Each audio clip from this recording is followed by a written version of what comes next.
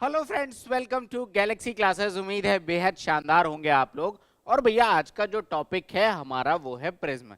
मैं मानता हूं कि आप में से बहुत सारे लोग अभी मैच देखने में व्यस्त होंगे, बट इट्स फाइन। हमारे लिए भी एक धर्म ये भी है, क्रिकेट है बिल्कुल। We all love Indian team and we just want कि भाई आज हम वर्ल्ड कप जीतें। लेकिन एक धर्म और भी है जिसको निभाना है, दैट इज पढ़ाई का धर्म। मेरा काम है पढ़ाना, तो मैं वो पढ़ाऊंगा और आपका काम है पढ़ना। बेशक अभी नहीं, थोड़ी देर बाद रिकॉर्डिंग देख लीजिएगा, बट डोंट मिस इट। तो देखो, हम प्रिज्म का टॉपिक पढ़ने जा रहे हैं। हमने अभी सिलेंडर कवर कर लिया, हमने कोन कवर कर लिया, प्रिज्म कवर करेंगे, इसके बाद पिरामिड कवर करेंगे और एक स्फीयर हेमिस्फीयर वाला पार्ट भी कर लेंगे, ताकि ये सारे पार्ट अलग अलग आपके कवर हो जाएं। एक एक मैंने ऑलरेडी एक वीडियो प्रिज्म और पिरामिड के कंसेप्चुअल अंडरस्टैंडिंग पे ऑलरेडी किया हुआ है कि क्या होता है। तो आज सिर्फ हम कुछ बेहतरीन क्वेश्चंस के माध्यम से चीजों को डिस्कशन करेंगे। एग्जाम्पल के तौर पे जो मैं आपको बार बार बताता हूं कि देखो, प्रिज्म एक ऐसी आकृति है जो क्या एक रेगुलर फिगर है, जिसका कि एरिया ऑफ टॉप और एरिया ऑफ बॉटम क्या होना चाहिए, बराबर होना चाहिए। फॉर एग्जाम्पल, आप जिस कमरे में बैठकर इस समय आप ये वीडियो देख रहे हो, अगर आप कमरे में देख रहे हो तो उस कमरे में एग्जैक्टली क्या होगा, उस कमरे में एग्जैक्टली जो छत होगी और जो जमीन होगी उसका क्षेत्रफल आपस में बराबर होगा। तो वो क्या हो गया, एक प्रिज्म हो गया, एक रेगुलर आकृति है। और प्रिज्म का कोई स्पेसिफिक शेप नहीं होता, मतलब एक सर्कुलर प्रिज्म भी हो सकता है। सर्कुलर बेस प्रिज्म का मतलब क्या बनेगा, वो सिलेंडर बनेगा। अगर मैं कहूं कि सर्कुलर बेस प्रिज्म है, मतलब ये एक वृत्त है और इसको अगर आप ऊपर बढ़ाते जाओगे, इसमें हाइट इंक्लूड कर दोगे, तो ये क्या बन गया, जो सिलेंडर बन गया, ये सर्कुलर बेस प्रिज्म है, कोई डाउट नहीं होगा। अगर मैं क्यूब की बात करूं कि भैया क्यूब या क्यूबाइड, दोनों में से किसी की भी बात मैं कर लूं, मान लो कि ये मेरे पास क्या है, एक क्यूब है, और अगर मैं इनको सबको मिला दूं तो ये क्या आ जाएगा, ये स्क्वायर बेस प्रिज्म आ जाएगा, इसमें भी कोई दिक्कत नहीं है।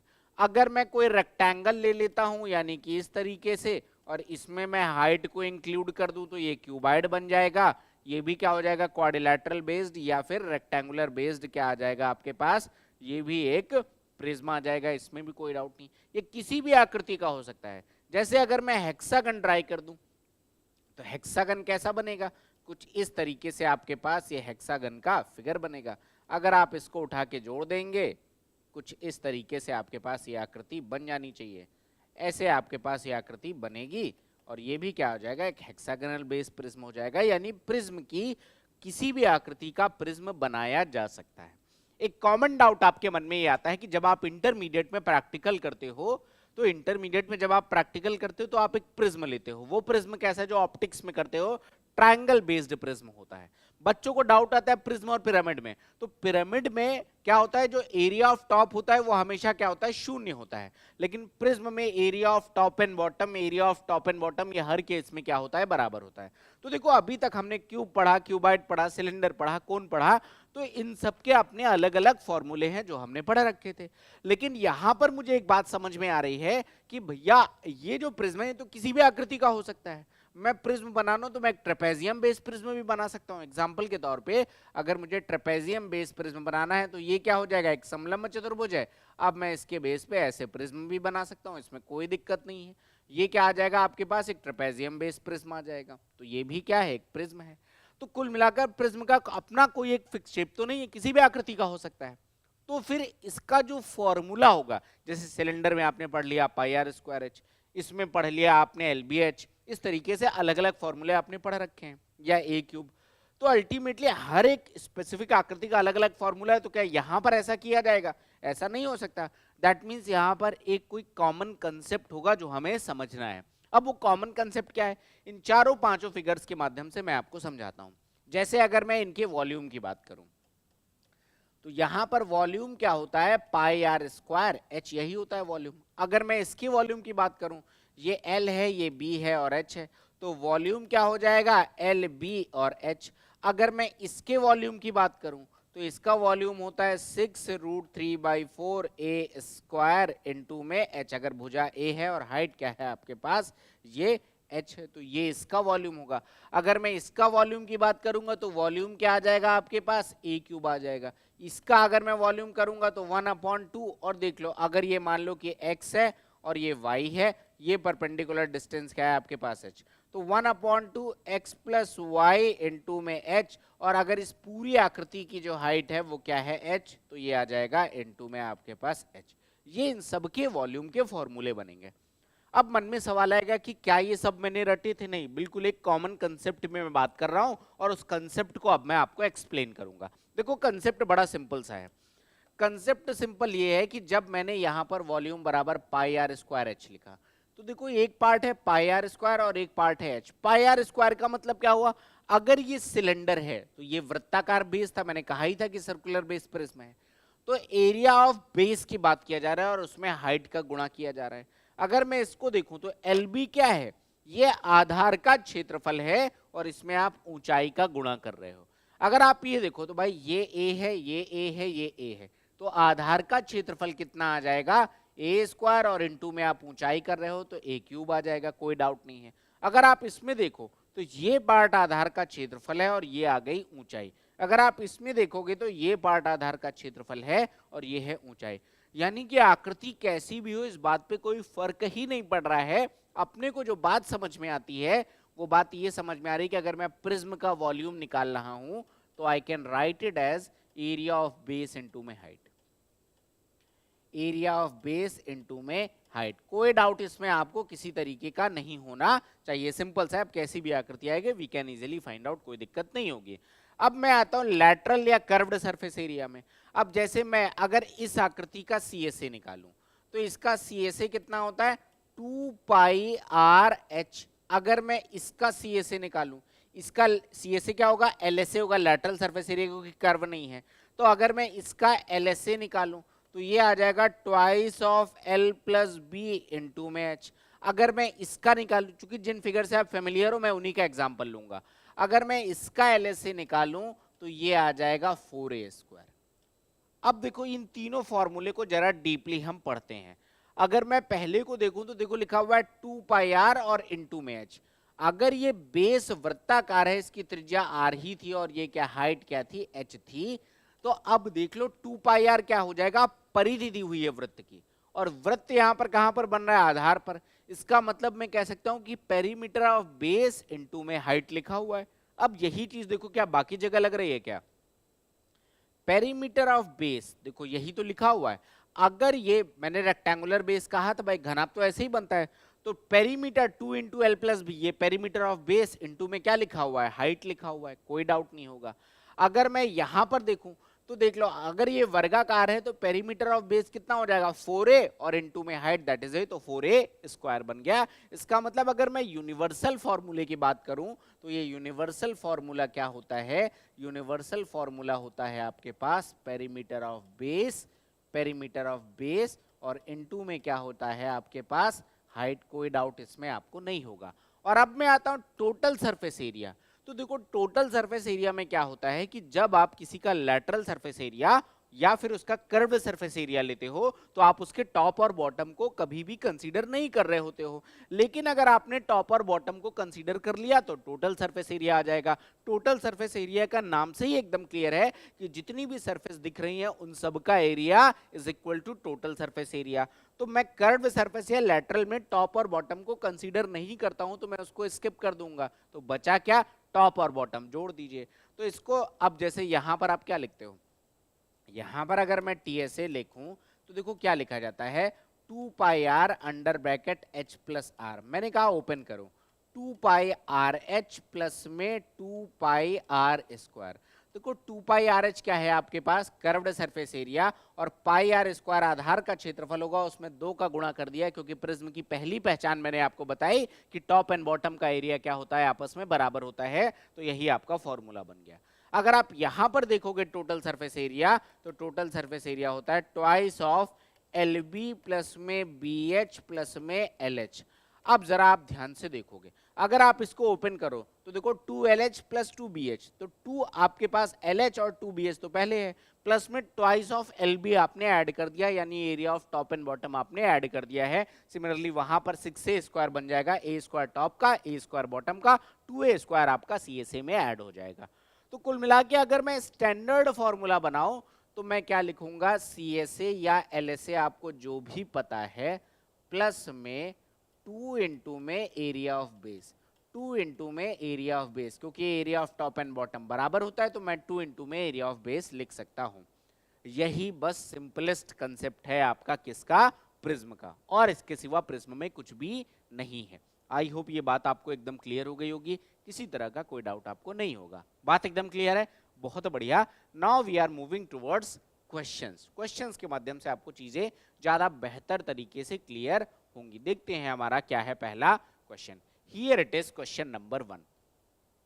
अब देखो आपसे कह रहा है यदि एक लंब प्रिज्म का आधार क्षेत्रफल यानी कि बेस एरिया 3√3/2 पी स्क्वायर है, ऊंचाई 100√3 है और वॉल्यूम 7200 सेंटीमीटर क्यूब है, तो पी का मान बताओ। देखो वॉल्यूम का फॉर्मूला क्या होता है, area of base into height, मुझे बस वही लगाना है और कुछ नहीं करना। यानी कि अगर मैं v की वैल्यू निकालूंगा तो v की वैल्यू कितनी आ जाएगी, एरिया ऑफ बेस इनटू में हाइट। अब देख लो आधार का क्षेत्रफल मुझे कितना दे रखा है, ये दे रखा है, तो मैंने लिखा 3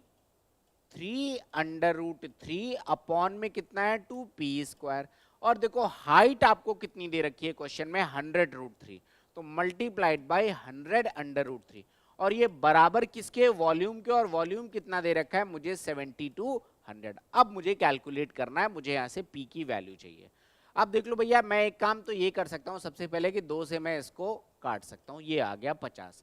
√3 इंटू √3 यानी कि 3, तो 50 तिया 150, 150 तिया 450, तो ये बन जाएगा 450 पी स्क्वायर बराबर 7200। यहाँ से अगर मैं पी स्क्वायर की वैल्यू निकालूंगा तो 7200, यहाँ से एक मिस्टेक भी हमने किया, हम 00 से 00 भी काट के वैसे भी कर सकते थे, हालांकि अब जो कर दिया हम उसी पे आगे बढ़ते हैं। ये आपके पास कट गया, 9 8 72, 0 9 5 40, ये आ जाएगा 16।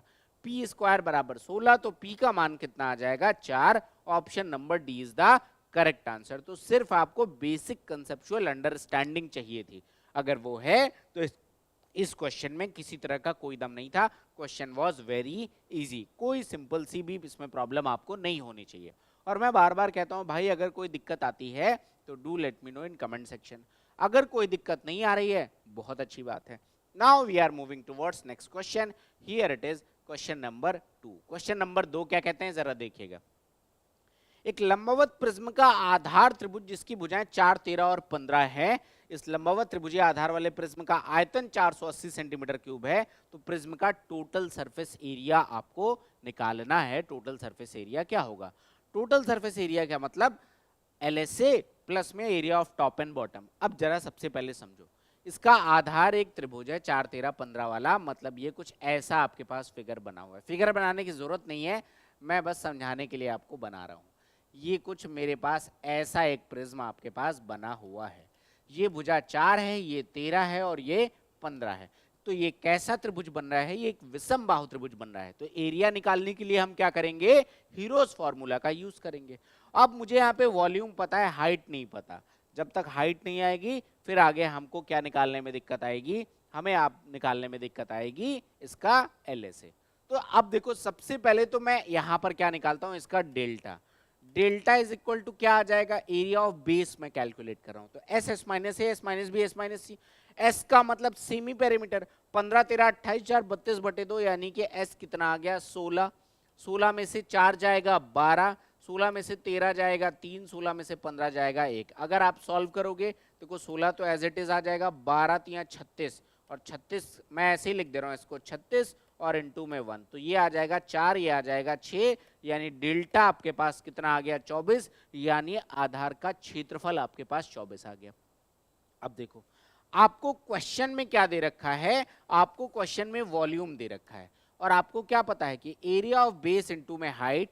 अगर मैं देखूं वॉल्यूम बराबर area of base into height, base का एरिया मैंने 24 निकाल लिया है, हाइट अपने को पता नहीं है, लेकिन अपने को वॉल्यूम पता है 480। यहां से अगर आप h की वैल्यू निकालोगे तो कितनी आ जाएगी, h बराबर 20 आ गया। अब आपसे कह रहा है इसका टोटल सरफेस एरिया निकालो, तो जब मैं TSA निकालूंगा तो TSA क्या आ जाएगा, सबसे पहले तो LSA और प्लस में 2 into area of base, 2 into में एरिया ऑफ बेस, ऐसे निकलेगा। अब LSA का मतलब क्या होता है, perimeter of base into height. अभी सारी चीजें बताई हैं।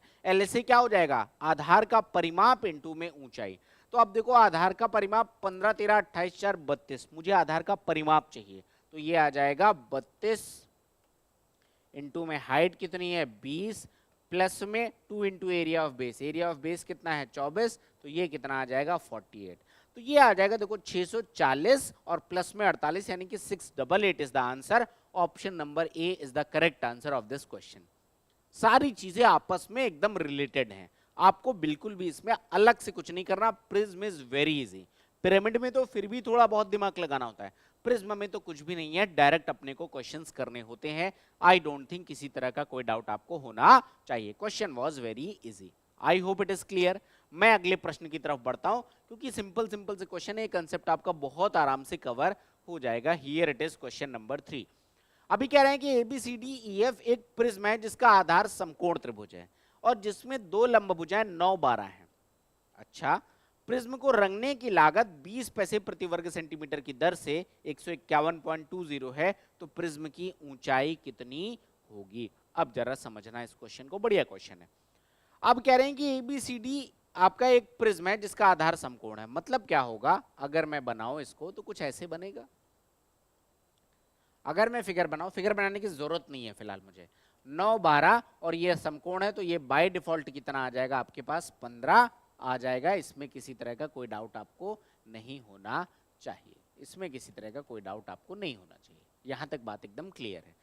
अब देखो क्या कह रहा है, अब ये कह रहा है कि इस प्रिज्म को रंगने की लागत 20 पैसे प्रति वर्ग सेंटीमीटर है। अब ये कह रहे हैं 151.20 है, तो प्रिज्म की ऊंचाई आप बताओ। प्रिज्म को रंगने की लागत आपको दिया हुआ है।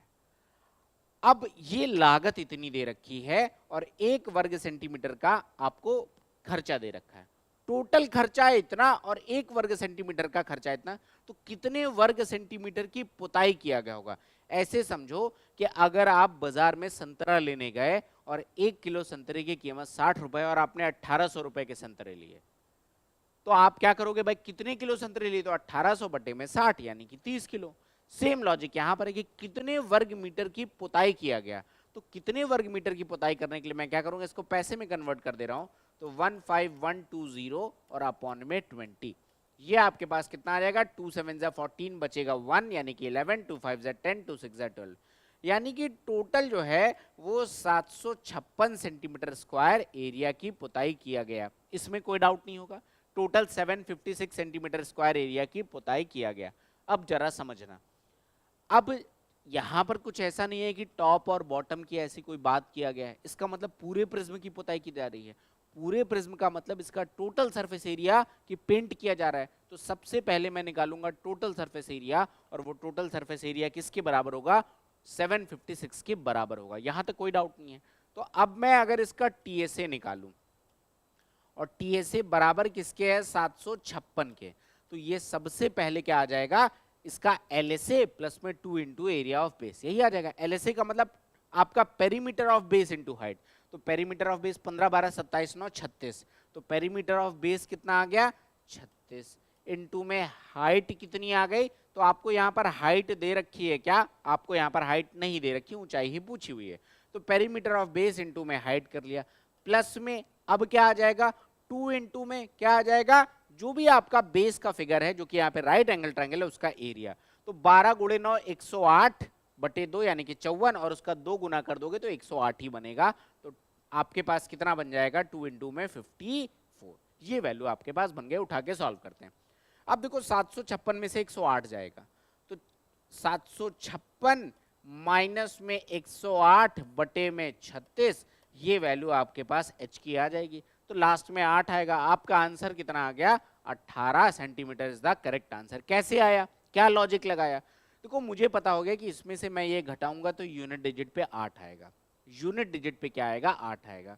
अब मैं 6 से किसी चीज को डिवाइड कर रहा हूं और यूनिट डिजिट पे 8 है, या तो 3 पे आएगा या तो 8 पे आएगा। 3 कहीं ऑप्शन में नहीं है, 8 ही ऑप्शन में है, तो this must be the answer. बाकी आप कैलकुलेट करो। देखो 16 में से 8 जाएगा, कितना बचेगा 8, यहां बचेगा 74 में से 10 गया 64, तो ये आ जाएगा अपॉन में 36 बराबर किसके आ जाएगा, h के। 6 4 10 8 18 यानी 9 7 जा 63, 9 2 जा 18, 9 4 जा 36, ये आपके पास कितना आ गया 18 आ गया। तो ये सारी चीजें आप कॉमन सेंस के बेस पे भी कैलकुलेशन को आराम से कर सकते हो, किसी तरह की कोई डाउट आपको नहीं होगा। ऑप्शन नंबर डी यानी 18 centimetre is the correct answer of this question. I don't think किसी तरह का कोई डाउट आपको होना चाहिए। क्लियर है ये क्वेश्चन एकदम? बहुत बढ़िया, वेरी गुड। अगले क्वेश्चन की तरफ मैं बढ़ता हूं। Here it is question number आपके पास 4। क्वेश्चन नंबर 4 क्या कहते हैं जरा देखिए। एक प्रिज्म का आधार त्रिभुजाकार है जिसके परिवृत्त और अंतःवृत्त की त्रिज्या का अनुपात, मतलब आपसे कह रहा है कि साहब कैपिटल आर और स्मॉल आर का जो रेशियो है 1/0.5 है, तो ये कितना आ जाएगा 2:1। कितना आ जाएगा 2:1। अब देखो इसकी एक भुजा 8 सेंटीमीटर है, प्रिज्म का आयतन क्या होगा यदि इसकी ऊंचाई 14 सेंटीमीटर है। देखो सबसे पहले ये सोचो कि ऐसा कौन सा ट्राइंगल है, ऐसा कौन सा ट्राइंगल है जिसमें सरकम रेडियस और इन रेडियस का रेशियो 2:1 होता है, तो वो होता है इक्विलैटरल ट्राइंगल। ये बात मैंने इक्विलैटरल ट्राइंगल के वीडियो में भी बता रखी होगी, दोबारा से भी बता दे रहा हूं कि अगर ये इक्विलैटरल ट्राइंगल है तो जो ये लाइन होती है यहीं पर कहीं पर सेंट्रॉइड होगा और यही पॉइंट आपका incentre, circumcentre, orthocentre, centroid, यही पॉइंट सारा होता है। तो ये जो दो दूरी होती है, ये दो पार्ट क्या होता है सरकम रेडियस, और जो ये 1 दूरी होती है ये पार्ट क्या होता है इन रेडियस। तो मुझे इस प्रॉपर्टी से एक बात पता चल रही कि ट्राइंगल कैसा है, इक्विलैटरल ट्राइंगल है, इसमें कोई डाउट नहीं है। और अगर त्रिभुज इक्विलैटरल है तो कह रहे हैं इसकी एक भुजा 8 है, इसका मतलब सारी की सारी भुजाएं कितनी हो जाएंगी 8 हो जाएंगी, इसमें भी कोई डाउट नहीं है। प्रिज्म का आयतन क्या होगा, तो प्रिज्म का वॉल्यूम क्या होता है आपका एरिया ऑफ बेस इनटू में हाइट, तो वॉल्यूम बराबर आ जाएगा एरिया ऑफ बेस का मतलब चूंकि इक्विलैटरल ट्राइंगल है तो √3/4 a स्क्वायर का मतलब 64 और इनटू में आपके पास हाइट आपको 14 क्वेश्चन में दे रखी है। क्वेश्चन खत्म है, कोई डाउट की बात नहीं है यहाँ पे। 4 से आपने 16 काट दिया, 16 गुणे 14, 16 चौको 64 का 4 carry on 6, 16 come 16 6 22, 224/√3। This is the answer. Option number A is the correct answer of this question. तो क्वेश्चन तो प्रिज्म का था, लेकिन आपको ज्योमेट्री की बेसिक प्रॉपर्टी यहाँ पे पता होनी चाहिए थी। अगर आपको ज्योमेट्री की बेसिक प्रॉपर्टीज नहीं पता है तो क्या उपाय है, एक उपाय ये है कि भैया इस समय मैं ज्योमेट्री पढ़ा रहा हूँ, 4-5 क्लासेस अभी बहुत बेसिक लाइंस एंड एंगल्स और कुछ बेसिक एंगल और प्रॉपर्टीज के बारे में मैंने डिस्कशन किया है। आगे की सेशंस में अभी कम से कम 12-14 सेशंस लूंगा और ज्योमेट्री को बहुत इन डेप्थ में आपको कराने वाला हूँ। तो आप आगे के सेशंस के लिए क्या कर सकते हो, आप उन क्लासेस में लाइव आ जाइए और आपकी पूरी ज्योमेट्री की जिम्मेदारी मेरी है। प्लस अगर आपको टॉपिक पढ़ना है तो मैंने 100 गोल्डन कंसेप्ट सीरीज में ज्योमेट्री के बहुत सारे टॉपिक्स की वीडियोस को डाला हुआ है। Go and watch those videos, आपके कंसेप्ट्स ऑलरेडी क्लियर हो जाएंगे। आई डोंट थिंक कोई डाउट आएगा। यहां तक बात एकदम क्लियर है, आई होप कोई डाउट आपको नहीं होगा। Option number A is the correct answer. Now we are moving towards question number 5। Question number 5 क्या कह रहे हैं, एक प्रिज्म का आधार कैसा है, वर्गाकार है, जिसकी प्रत्येक भुजा 8 सेंटीमीटर है, प्रिज्म की ऊंचाई 80 सेंटीमीटर है। इस प्रिज्म को आधार के समांतर 9 कट द्वारा 10 समान भागों में बांटा गया है, तब इस प्रकार बने सभी 10 भागों का कुल पृष्ठीय क्षेत्रफल क्या होगा। बढ़िया क्वेश्चन है। अगर आपने सिलेंडर का वीडियो मुझसे देखा होगा तो मैंने सिलेंडर कटिंग आपको बहुत डिटेल में बताई हुई है, और अगर सिलेंडर कटिंग बताई है तो इस तरह के क्वेश्चंस भी आराम से हो जाएंगे। आप जरा समझते हैं कैसे करना है ये क्वेश्चन। देखो दोस्त, इसको समझाने के लिए आपको कुछ बेसिक लॉजिक सबसे पहले मैं समझाता हूं ताकि किसी तरह का कोई डाउट ना रहे, किसी तरह का आपको कोई डाउट ना आए। अब ऐसे कोई भी क्वेश्चन होगा आप आराम से कर लोगे। मान लो कह रहा है आधार एक वर्गाकार है, तो मैं एक फिगर बनाता हूं कुछ इस तरीके से। ये एक वर्गाकार हम प्रिज्म बनाने जा रहे हैं, तो मैंने वैसा ही कुछ आपके पास फिगर ऐसा कुछ बना लिया है। ठीक है, ऐसा हमारे पास क्या है, कुछ एक प्रिज्म बन गया। अब आपसे कह रहा है कि 9 कट द्वारा इसको 10 भागों में बांटा गया है। देखो मैं आपको दिखाता हूं, अगर मैंने एक कट ये लगा दिया, दूसरा कट ये लगा दिया, इन सब की जरूरत नहीं है, मुझे एक बेसिक कंसेप्ट ही बताना है। तीसरा कट हो गया, चौथा कट हो गया, पांचवा कट हो गया, मान लो मैं थोड़ा पास पास कर दूंगा, छठा कट, ये आपके पास 7वां कट, ये आपके पास 8वां कट, ये आपके पास 9वां कट। और 9 कट द्वारा आपने इसको 10 भागों में क्या कर दिया है, बांट दिया है। 9 कट द्वारा आपने इसको 10 भागों में बांट दिया है। मान लो कि कुछ इस तरीके से ये कट हो गए। अब आप देख लो आपके पास 10 भागों में बट गया। 1 2 3 4 5 6 7 8 9 10। अब मुझे बस एक बात समझो, आपको एक रियल लाइफ एग्जांपल दे रहा हूं। आपने अपने जीवन में ब्रेड जरूर खरीदा होगा, इसमें कोई डाउट नहीं है, पक्का। अब अगर आपने ब्रेड खरीदा है, जब तक वो पॉली बैग में रहता है, बेशक अलग अलग होते हैं, हर एक स्लाइस अलग अलग होती है, लेकिन मैं कह रहा हूं कि आप ये मान लो कि एक पूरा बार रखा हुआ है। बनता ब्रेड का फॉर्मेशन भी ऐसे ही होता है कि पहले तो बार बनता है, बाद में कटिंग होती है। मान लो एक बार रखा है। अब अगर आप दो ब्रेड को अभी कंबाइन सोचो कि दो ब्रेड आपके पास एकदम कंबाइन रखे हुए हैं, या ठीक है, अगर दो ब्रेड आपके पास एकदम कंबाइन रखे हुए हैं, तो अभी उनपे सिर्फ एक टॉप की सरफेस दिख रही है और एक बॉटम की सरफेस दिख रही है। लेकिन अगर आप उनको बीच से कट कर दोगे, तो आपको ऊपर वाले ब्रेड की नीचे की सरफेस और नीचे वाले ब्रेड की ऊपर की सरफेस दिखेगी। इसको समझाने के लिए आपको और एग्जांपल दे रहा हूं। जैसे दोस्त, अभी आप देखो, आपके पास फॉर एग्जांपल ये दो फोन रखे हैं, थोड़ी देर के लिए कंसीडर करिएगा कि एक सिंगल बार है। ये क्या है? एक सिंगल बार है। तो आपको कौन कौन सी सरफेस दिख रही है? एक सरफेस आपको ये वाली दिख रही है और दूसरी सरफेस आपको ये वाली दिख रही है। यही दो सरफेस तो दिख रही हैं, और तो कोई सरफेस नहीं दिख रही है। अब अगर मैंने इनको ऐसे काट दिया बीच से, तो अब देखो एक सरफेस आपको ये वाली दिखने लगी और एक सरफेस आपको ये वाली दिखने लगी। यानी कि मैंने एक कट लगाया तो दो एक्स्ट्रा सरफेस आ गई। बोलो हाँ या ना? अगर मैंने एक कट लगाया तो दो एक्स्ट्रा सरफेस आ गई। अगर मैं दो कट लगाऊंगा तो चार एक्स्ट्रा सरफेस आएंगी। तीन कट लगाऊंगा तो छह एक्स्ट्रा सरफेस आएंगी। चार कट लगाऊंगा तो आठ एक्स्ट्रा सरफेस आएंगी। तो अगर मैं 9 कट लगाऊंगा तो 18 एक्स्ट्रा सरफेस आएंगी। समझाने के लिए मैं एक पार्ट को आपको दिखा दे रहा हूं कि अगर ये यहां से निकलेगा तो देख लो कुछ ऐसा आपके पास एक पार्ट तो ये निकलेगा, और जो ये पार्ट निकलेगा ये भी तो कुछ ऐसा निकलेगा ना, ये भी पार्ट तो कुछ ऐसा ही निकलेगा। इसी तरीके से ये निकालोगे तो ये भी पार्ट कुछ ऐसा निकलेगा। मतलब इन सब में अपनी कुछ एक विड्थ भी होगी। इसको मैं अगर ऐसे बना दूं, इन सब में कुछ अपनी एक विड्थ होगी। तो एक एक्स्ट्रा सरफेस हर एक पार्ट से आपकी क्या रहेगी? निकलती जाएगी। यानी एक कट दो एक्स्ट्रा सरफेसेस को इजाद करता है। आपको समझाने के लिए मेरे पास एक और एग्जांपल भी है, मैं ये भी दिखा दे रहा हूं। अब देखिए, बड़ा काम की चीजें, क्लास में रखी हुई चीजें बहुत काम आती हैं। ये आपके पास एक पूरा मान लो कि आपके पास एक प्रिज्म है, ठीक है। अभी आपको कितनी सरफेस दिख रही हैं? तो अभी आपको सिर्फ एक सरफेस ये आगे वाली दिख रही है और दूसरी सरफेस ये पीछे वाली दिख रही है। अब अगर मैंने इसको बीच से कट लगा दिया ऐसे, तो अब देखो एक सरफेस इसमें एक्स्ट्रा आ गई, एक सरफेस इसमें एक्स्ट्रा आ गई, क्योंकि पहले तो दो ही सरफेस थी, अभी चार सरफेस है। इसमें कोई डाउट नहीं होगा, एकदम क्लियर होगी। यानी एक कट दो एक्स्ट्रा सरफेस देता है। तो अगर 9 कट होंगे, 9 कट आपसे कह रहा है, तो 9 कट का मतलब होगा 18 एक्स्ट्रा सरफेस। 18 extra surface. आपको बस इतनी सी बात यहां पर समझनी थी। अब मैं आता हूं जरा क्वेश्चन पे। आप देखो, एक प्रिज्म का आधार वर्गाकार है जिसकी प्रत्येक भुजा 8 सेंटीमीटर है, प्रिज्म की ऊंचाई 80 सेंटीमीटर है, और आपसे कह रहा है कि 9 कट द्वारा 10 समान भागों में बांटा जाता है। इस प्रकार बने सभी 10 भागों का कुल पृष्ठीय क्षेत्रफल कितना होगा? कह रहा है सभी 10 भागों का total surface area. Total height आपको कितना कह रहा है? तो दोस्तों टोटल हाइट आपसे कह रहा है 80 सेंटीमीटर। अगर टोटल हाइट 80 सेंटीमीटर है और 10 भागों में बटा, यानी हर एक पार्ट की हाइट यहां पर कितनी आ जाएगी? हर एक पार्ट की हाइट आपके पास 8 आ जाएगी, तभी तो ये 10 भागों में बटेगा। हर एक पार्ट की हाइट कितनी आ जाएगी आपके पास? 8। ये सब लिखने की जरूरत है नहीं, बस मैं समझाने के लिए लिख रहा हूं। यहां तक बात एकदम क्लियर है। अब देखो दोस्त, कह रहा है कि अब जो आकृति बनेगी इसका टोटल सरफेस एरिया कितना होगा? तो सबसे पहले तो इस पूरी आकृति का आप टोटल सरफेस एरिया पहले से निकाल लो, क्योंकि वो तो आकृति जो थी वो तो है ही, उसमें तो कोई डाउट नहीं है। भुजा मुझे कितनी दे रखी थी? भुजा मुझे दे रखी थी 8। तो अगर ये साइड अपने पास कितनी है? 8 है।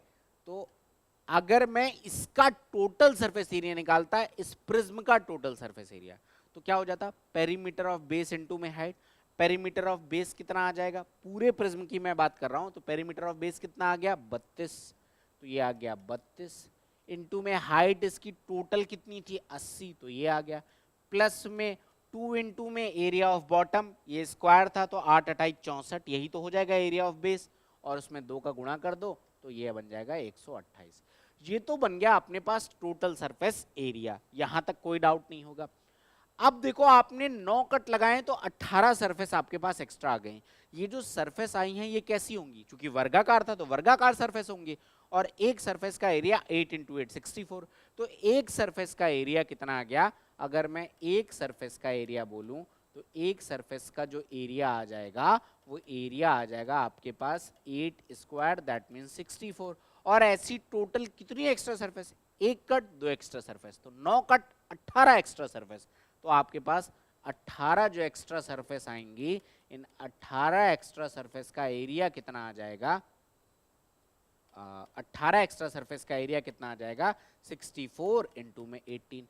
और अगर आप इनको और इनको उठा के ऐड कर दो then you will get the exact answer. मैं पहले यूनिट डिजिट ही लगाता हूं, देख लो यहां से तो दोस्त 0 और प्लस में 8 आ जाएगा, तो यूनिट डिजिट 8 आ जाएगी, यहां से 2 आ जाएगी, आपके आंसर के लास्ट में 0 होगा। अगर एक ही ऑप्शन होगा तो वी विल नॉट सॉल्व, कोई जुगाड़ नहीं लगेगा, सॉल्व कर लेते हैं। चलो अब देख लो, अब इसको मैं सबको ऐड कर दे रहा हूं, कितना बनेगा भैया, 8 दूना 16 का 6, कैरी ऑन 1, 8 त्रिक 24, 1 25, 2560 तो ये बन गया, 128 आपके पास ये बन गया, और ये 64 इंटू में 18, तो 18 चौक 72 का 2, कैरी ऑन 7, 18 गुड़े 6 108, 7 115, तो ये आ जाएगा 115। टोटल जोड़ दीजिए, 8 2 10 का 0, कैरी ऑन 1, 6 1 7 2 9 5 14 का 4, कैरी ऑन 1 5 1 6 1 7 1 8, और ये बन जाएगा 3840। यानी कि अगर आप इस प्रिज्म में 9 कट लगाकर 10 बराबर भागों में बांटोगे तो सभी भागों का टोटल सरफेस एरिया बन जाएगा वो 3840 बनेगा। This is the logic of this question. Option देखिए, option number C is the correct answer, 3840 is the correct answer of this question. I don't think आपका कोई डाउट रह गया होगा, एकदम बखूबी आपको ये बात एकदम क्लियर हो गई होगी, कोई डाउट नहीं होगा पक्का। मैं आपको हर बार हर वीडियोस में एक और भी चीज बताता हूं कि देखो आपके पास पिरामिड कटिंग के भी क्वेश्चन आते हैं, जैसे हम कोन कटिंग का कंसेप्ट यूज करते हैं same logic we will use in pyramid cutting, you don't need to worry. Here it is question number 6। एक प्रिज्म का आधार एक समषटभुज है, रेगुलर हेक्सागन है, जिसकी भुजा 6 सेंटीमीटर है। प्रिज्म का total surface area 216 under root 3 centimetre square है, तो प्रिज्म की ऊंचाई कितनी होगी।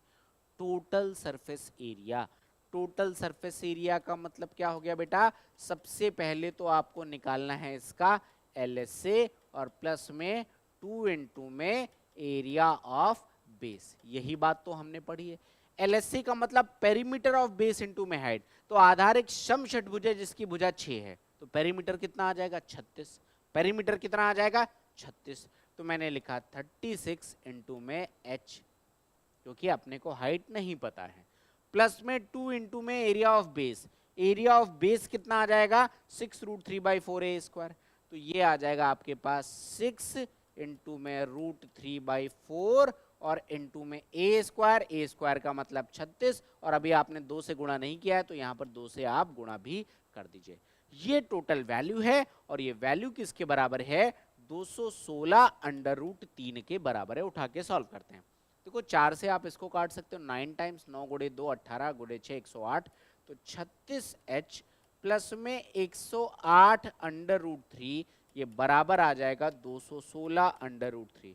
यहाँ से 36h बराबर आ जाएगा 108 अंडर रूट 3 के, तो h बराबर आ जाएगा 3 अंडर रूट 3। h बराबर कितना आ जाएगा 3 अंडर रूट 3। देखो आपसे क्या पूछा गया था ऊंचाई, option number C is the correct answer. तो देखो प्रिज्म में ज्यादा कुछ है ही नहीं पूछने के लिए, सिंपल सा कंसेप्ट है, जबरदस्ती का हवा बना रहता है, बहुत आराम से आपको ये चीजें क्लियर हो गई होंगी। आई डोंट थिंक कोई डाउट आपको यहाँ पर होना चाहिए। आई होप यहाँ तक आपको बात सारी एकदम क्लियर होगी। और इसी के साथ साथ भैया ये अपना टॉपिक हमने क्या कर दिया है फिनिश। अब आता हूँ कि जरा मैं नेक्स्ट टॉपिक क्या करूंगा वो भी आपको पहले से बता दे रहा हूँ। जो अगला मेरा वीडियो आएगा वो टॉपिक होगा आपके पास पिरामिड। और पिरामिड बहुत ज़्यादा इंपॉर्टेंट है क्योंकि बहुत ज़्यादा कंफ्यूजन होता है। मेरी कोशिश ये रहेगी कि पिरामिड वाले टॉपिक में मैं थोड़े से नंबर ऑफ क्वेश्चंस जैसे मैंने कौन सिलेंडर में किए हैं थोड़े ज़्यादा क्वेश्चंस कर दूं ताकि आपका ये पूरा टॉपिक बहुत इन डेप्थ में क्लियर हो जाए। उसके बाद हम स्फीयर को भी कवर कर लेंगे, स्फीयर कटिंग एंड ऑल सब कुछ, ताकि आपके मेंसुरेशन के भी मेजर इंपॉर्टेंट टॉपिक्स आपके सारे कवर हो जाएं। और इसी के साथ अपना वीडियो फिनिश करता हूँ। पढ़ते रहिए और सिलेक्शन लीजिए, और अगर कोई डाउट आया हो तो कमेंट में लिख दीजिएगा। और एक और चीज, डेली में 11 बजे लाइव आ रहा हूँ, अब बीच में 2-3 दिन का गैप था, उसके लिए भी मैंने आपके लिए रिकॉर्डेड सेशंस अपलोड कर दिए थे। अभी मैं डेली 11 बजे लाइव आ रहा हूँ और डेली 11 बजे अभी आपको ज्योमेट्री करा रहा हूँ। हफ्ते में 3 दिन मेरा 100 गोल्डन कंसेप्ट्स का वीडियो, यानी कि मंडे, थर्सडे एंड संडे आपका 100 गोल्डन कंसेप्ट्स का वीडियो आता है, तो आप डेफिनेटली उन वीडियोस को वॉच करिए। Daily eight morning 11 AM and evening 7 PM हमारा एक छोटा सा शॉर्ट्स आता है जो बहुत अच्छी कंसेप्ट्स को लेकर होता है, आप उसको भी फॉलो कर सकते हैं। और please like share and subscribe our channel. Thank you, मिलते हैं नेक्स्ट वीडियो में।